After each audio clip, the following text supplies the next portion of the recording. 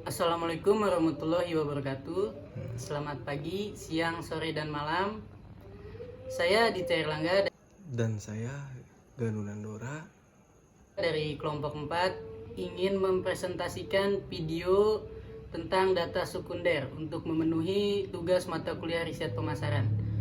Di sini kita akan mempresentasikan tentang apa sih itu data sekunder. Sumber data penelitian adalah subjek dari mana data dapat diperoleh apabila peneliti menggunakan kuesioner atau wawancara dalam pengumpulan datanya.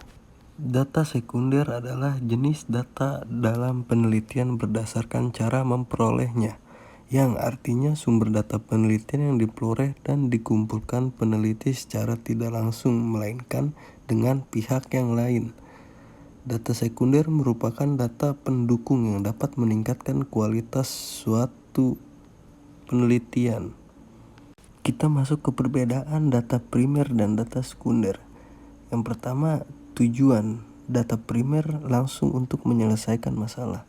Data sekunder tidak langsung untuk menyelesaikan masalah. Yang kedua, proses. Data primer keterlibatannya tinggi, sedangkan data sekunder keterlibatannya rendah. Yang ketiga, biaya. Data primer menggunakan biaya yang tinggi, sedangkan data sekunder relatif terjangkau atau murah. Yang keempat, jangka waktunya. Data primer biasanya menggunakan waktu yang lama, sedangkan data sekunder dengan waktu yang cukup singkat. Lalu kita masuk ke jenis data sekunder.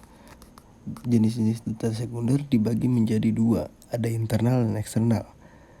Di internal terdiri dari faktur penjualan, laporan tenaga penjualan, dan kartu garansi.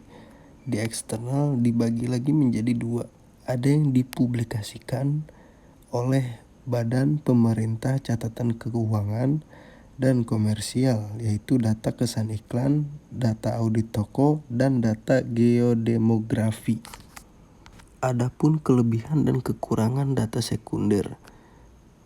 Yang pertama, kelebihannya, data sekunder adalah data yang sudah tersedia, maka proses pengumpulannya relatif lebih murah dan tidak memerlukan banyak waktu, karena sebagian data sekunder dapat diakses secara gratis. Selain itu, seorang peneliti dapat memperoleh informasi lain selain informasi utama. Sementara itu, kekurangan dari data sekunder antara lain, data yang didapat merupakan data lampau yang sudah ketinggalan zaman dan mungkin sudah tidak relevan lagi. Bahkan, peneliti harus menjelajahi data yang tidak relevan sebelum akhirnya memiliki akses ke data yang relevan dengan tujuan penelitian. Sumber data yang lampau atau kadaluarsa tentunya akan sangat berpengaruh terhadap hasil penelitian. Lalu, apabila penelitian kamu belum termasuk penelitian baru, kemungkinan sulit untuk mendapatkan data sekunder, dan jika tersedia pun biasanya itu tidak open source dan berbayar. Jika dilihat dari segi akurasinya, data sekunder kurang akurat dan kurang bisa diandalkan dibandingkan data primer. Mengapa? Karena proses pengumpulan datanya itu yang tidak secara langsung, melainkan kita hanya tinggal menggunakan data yang sudah ada dan sudah diolah. Hal ini dapat menimbulkan bias yang cukup tinggi. Meski begitu, data primer dan data sekunder memiliki kesamaan, yaitu tidak masalah jika divisualisasikan lebih lanjut dalam bentuk sekunder.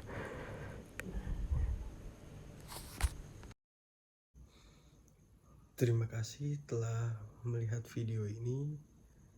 Apabila video ini kurang dari 7 menit, kami mohon maaf karena data-data yang ada di sumber-sumber yang tertera di Google dan yang lain-lainnya hanya ada sedikit tentang data-data sekunder. Mohon maaf sebelumnya. Wassalamualaikum warahmatullahi wabarakatuh.